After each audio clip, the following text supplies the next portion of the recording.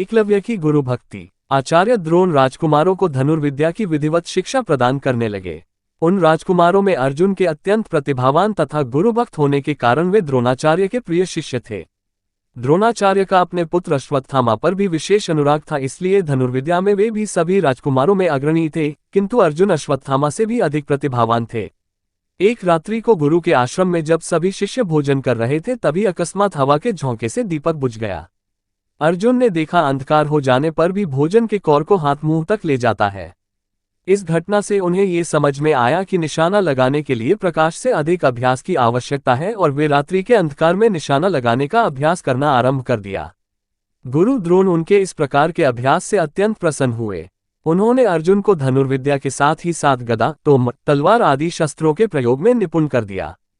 उन्हीं दिनों हिरण्यधनु नामक निषाद का पुत्र एकलव्य भी धनुर्विद्या सीखने के उद्देश्य से द्रोणाचार्य के आश्रम में आया, किंतु निम्न वर्ण का होने के कारण द्रोणाचार्य ने उसे अपना शिष्य बनाना स्वीकार नहीं किया।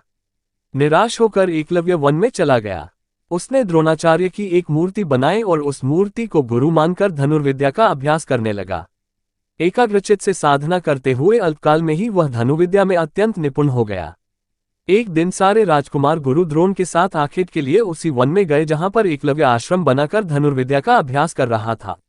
राजकुमारों का कुत्ता भटक कर एकलव्य के आश्रम में जा पहुंचा। एकलव्य को देखकर वह भौंकने लगा। इससे क्रोधित होकर एकलव्य ने उस कुत्ते अपना बाण चला कर उसके मुंह को बाणों से भर दिया। एकलव्य ने इस कौशल से बाण चलाए थे कि कुत्ते को किसी प्रकार की चोट नहीं लगी, किंतु बाणों से बिंध जाने के कारण उसका भौंकना बंद हो गया।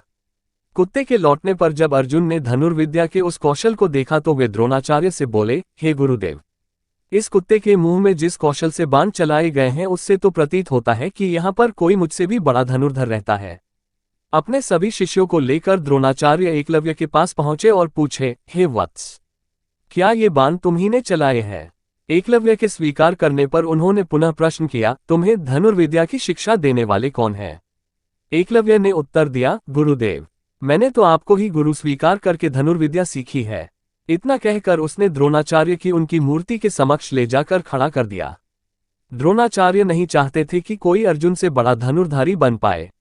वे एकलव्य से बोले, यदि मैं तुम्हारा गुरु हूं तो तुम्हें मुझको गुरुदक्षिणा देनी होगी।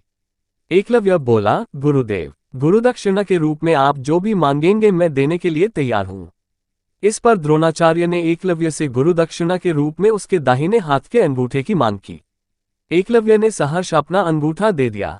इस प्रकार एकलव्य अपने हाथ से धनुष चलाने में असमर्थ हो गया तो अपने पैरों से धनुष चलाने का अभ्यास करना आरंभ कर दिया।